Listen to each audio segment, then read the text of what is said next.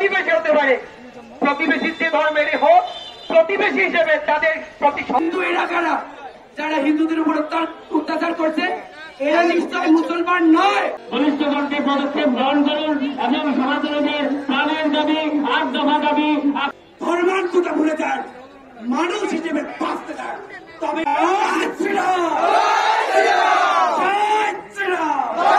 বাংলাদেশে অসাম্প্রদায়িক একটা দেশ, সেটা আজকে কতদূর পর্যন্ত মানুষের কাছে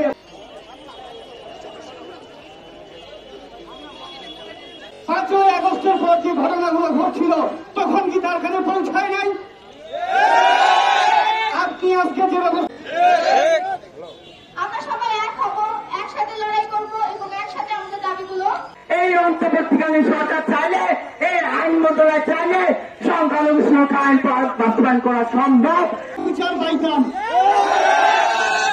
আমি বলতে চাই বাংলাদেশের